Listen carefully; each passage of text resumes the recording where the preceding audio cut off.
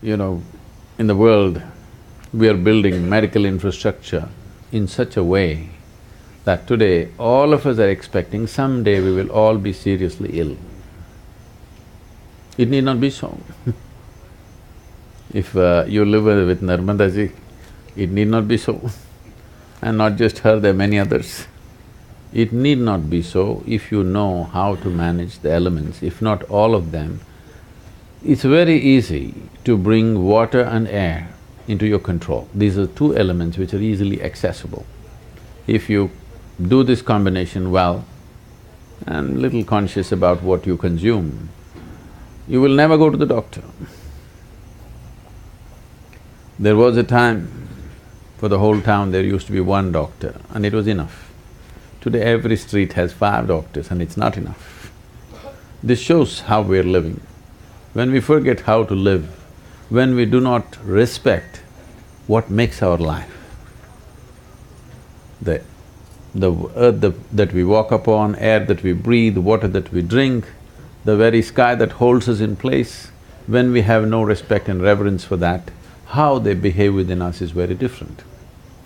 Today there is substantial scientific evidence to show that water has tremendous memory.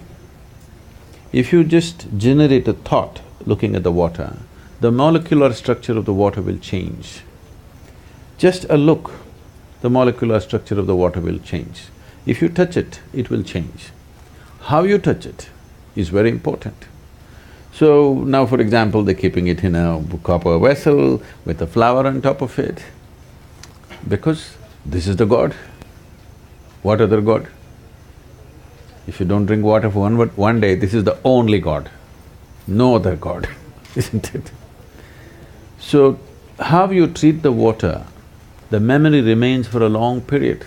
So before we consume it or before it touches our body, how we treat the water changes the quality of everything in our system.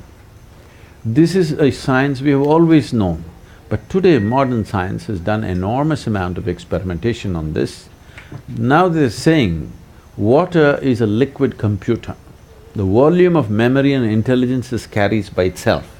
It is a liquid computer, this is what they're saying, it's a fluid computer. We have always known this. What is called as tirth, why for one drop of water people go and stand in a temple, is because it has the memory of the divine. You want to take that into your system. If the deity is powerful and the water has touched the deity, it has the memory of the divine, you want that to enter your system. But being in a pure space like this, it's a blessing. If… there are certain ways with which you can be in the water. If one does that, every ailment, all chronic ailments will go. There are infectious diseases and chronic ailments. Infectious diseases are an invasion from outside. Other organisms are entering our body and troubling us. For this you need a doctor. You need warfare, you have to bomb them out. Chemical warfare is normally what we're doing. But over 70% of human ailments are self-help. We manufacture that within our system. This is simply because fundamentally, the way we are treating the elements within ourselves and around ourselves. The so-called modern life has absolutely no reverence to the substances which make our life. The life-making material is being treated badly and we're expecting it'll behave well within us and it will not. So being here at Narmada, it's time we bring back this culture because it's gone a full circle. Now modern science is insisting that water, the way you treat it is the way it's going to behave within you. And we must learn to treat it well. If we want to be healthy, if we want to be well, if we want to be successful, if we want to be prosperous, for all these things it's important the elements within you cooperate. If they don't cooperate, nothing will work.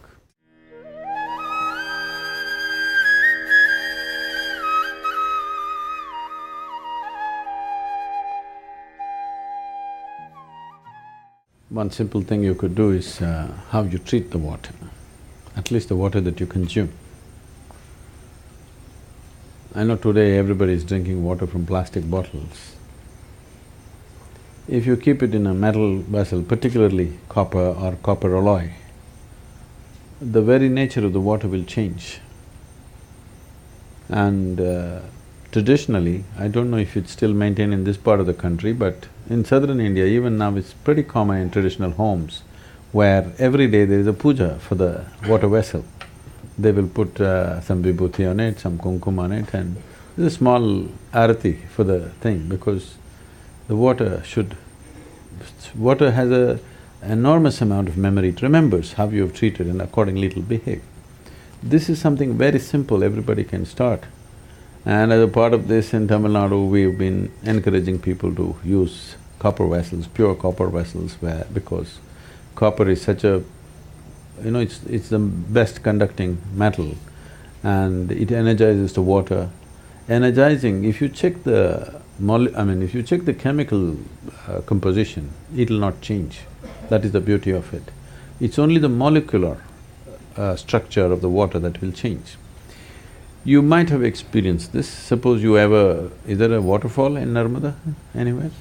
There's a waterfall. If the water is falling like, let's say, over 20-25 feet, and just after the waterfall, if you just touch the water, you will find water is silky for touch. Have you noticed this? Because water implodes within itself and the molecular structure changes. The way it feels is different. Today, they have created what is called as water imploding machines. You can implode the water with a machine, it just churns it in a certain way and implodes it.